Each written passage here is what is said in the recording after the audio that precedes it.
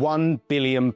That's the profit one man made in a single day. Now, when I hear shorting, I usually think of these guys, but this guy did it before it was cool. He did it so well, in fact, that he made £1 billion profit in a single day by realizing the British government was lying. In 1992, the Bank of England decided to fight the free market. They spent £3.3 billion of your tax money trying to defend a currency that was destined to crash. That's insane. It was the biggest financial blunder in British history. They call it Black Wednesday. But for George Soros, it was the greatest trade ever made. And today, we're breaking down the heist. So why did the government try to rig the price of the pound? How did Soros spot the tell that they were bluffing? How do you actually short a country? And why was this disaster actually the best thing that ever happened to us? FYI, this apple comes in handy later on. To understand this crash, you have to understand a simple rule of economics: price versus value. Imagine you have a house that is clearly worth £200,000. The roof is leaking, the economy is bad, but the government passes a law saying this house must be sold for £500,000,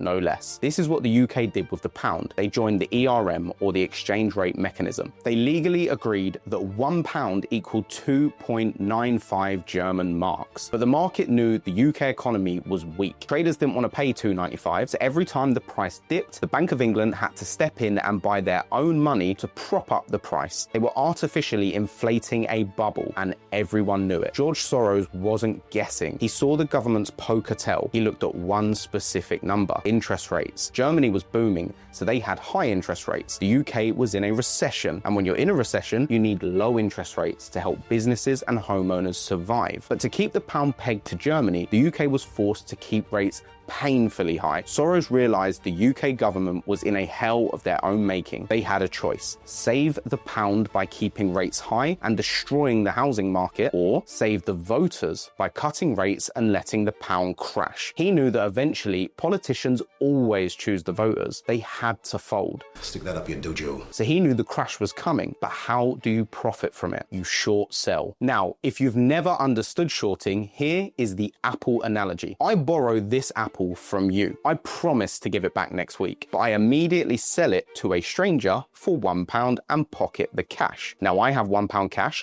and I owe you one apple. I wait for the price of apples to crash, and when apples drop to 50p, I buy one back and I give the apple to you, and I keep the 50p profit. Now, Soros did this, but he did it with £10 billion.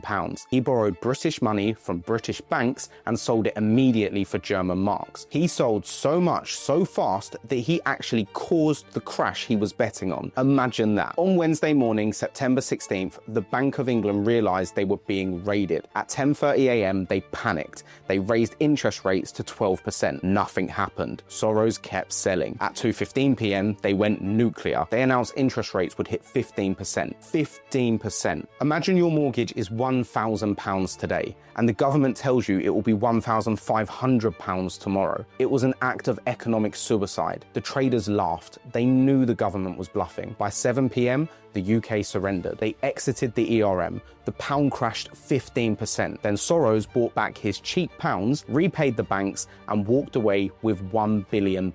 But here's the twist. Losing was the best thing that ever happened to us, because we were no longer copying Germany. We could finally slash interest rates. Mortgages became cheaper. Businesses started borrowing again. Unemployment fell. It kicked off 15 years of uninterrupted economic growth, the golden era. George Soros broke the Bank of England, but by forcing them to stop lying about the economy, he accidentally saved it. The lesson here is that you can fake the price of currency for a while, but you can't fight the maths forever. Eventually, reality always wins.